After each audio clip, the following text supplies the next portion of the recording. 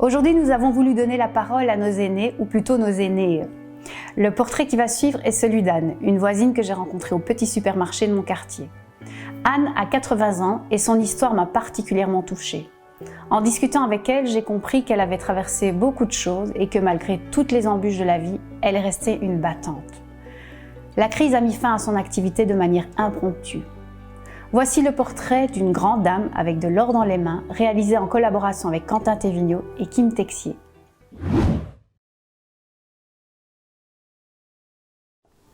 J'ai commencé en 65, toute seule à la maison. C'est le début de ma carrière. Mais c'est un métier que je ne connaissais pas. J'étais à Paris en 61-62 et j'ai trouvé un jeune relieur qui m'a donné des cours pour faire la reliure, mais je n'avais personne, je n'avais pas de titre, il fallait faire terminer les livres. Donc, mon petit professeur à Anvers m'a donné les rudiments, et puis comme ça me plaisait, papa, je peux retourner à Paris, suivre des cours de dorure. Alors quand il y a du monde autour, ça vole.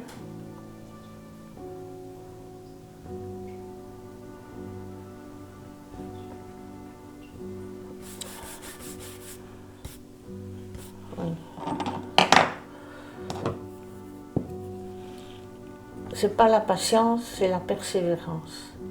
Quand j'ai des élèves qui disent « Ah bon, c'est bon, tant pis »,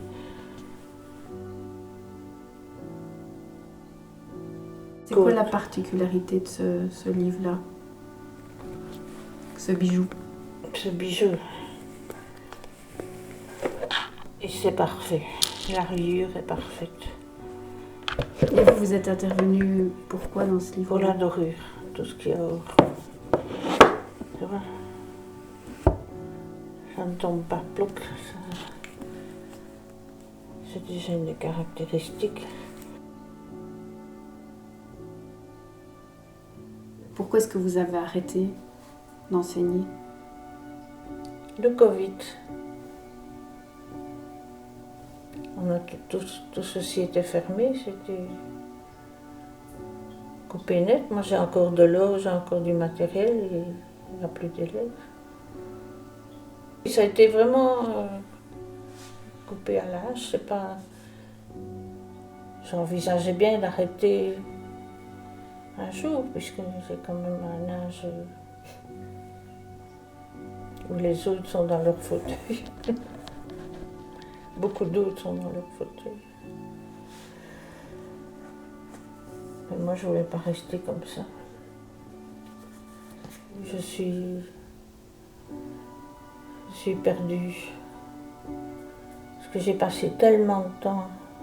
Je prenais même des décors en vacances et on allait dans les Ardennes ou en France et on louait une petite maison. Et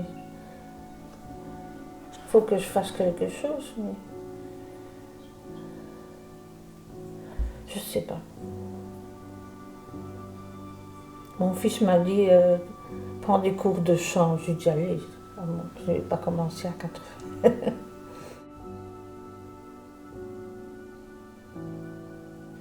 Qui je vois? J'ai perdu ma meilleure amie il y a 3 ans, on se connaît depuis qu'on avait 10 ans.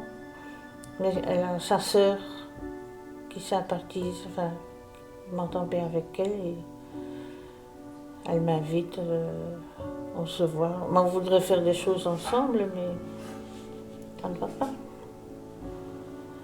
Parce que de chez moi, je vois les oiseaux et les dessus des arbres, c'est tout.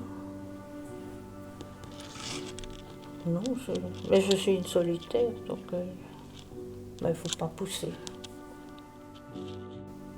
Donc je ne réfléchis pas trop. C'est au jour le jour, on verra bien. Comme ça, je ne suis pas déçue. Les 3 interviews qui vont suivre sont celles d'Amélie, Andrea et Marceline. Toutes les 3 sont pensionnaires en maison de repos. Elles nous expliquent comment elles vivent le confinement et la distance avec leurs proches. Des propos recueillis par Marion Boxo, étudiante à l'IEX.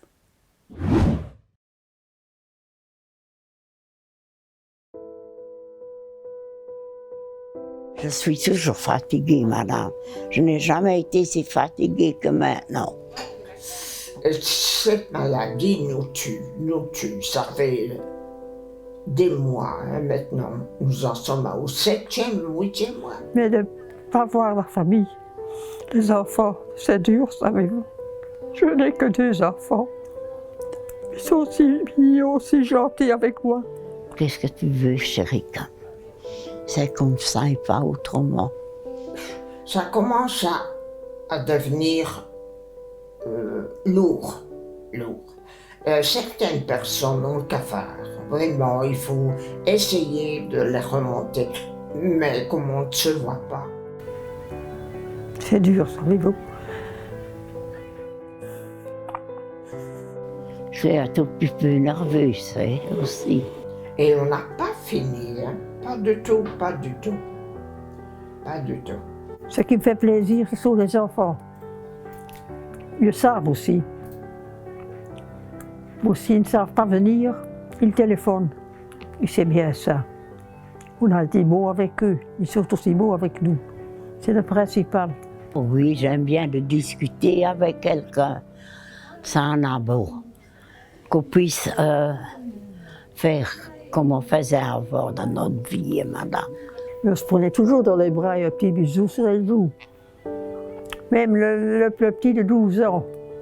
Il me prenait, il me serrait, qui me traînait parfois. Oh, mais je t'aime, qu'il disait à l'eau. De toute façon, les petits-enfants, ils sont tous chez nous. Oh oui, on les adore. Tellement qu'on les aime bien. Il y a aussi l'amour qu'on veut donner, et c'est par le toucher. Ah oui, hein, voyez? Je pense aux enfants, les larmes arrivent, mais je ne continuerai pas de pleurer comme ça, non. Je vais me reprendre. Le téléphone m'a beaucoup aidé. Je dois dire, c'est quelque chose de formidable, le téléphone. Au moins, on entend déjà, si on ne les voit pas, on entend leur voix. Et on entend si ça ne va pas ou si ça va. Je trouve ça vraiment formidable, le téléphone. Mais il arrive quand même que le soir, on dit encore une journée passée avec cette maladie. On a toujours peur quand on a touché quelque chose. Qu'il y a déjà un monsieur ou une madame qui avait déjà peut-être ça déjà, mais ça on ne sait pas, madame. On fait de notre mieux et c'est tout.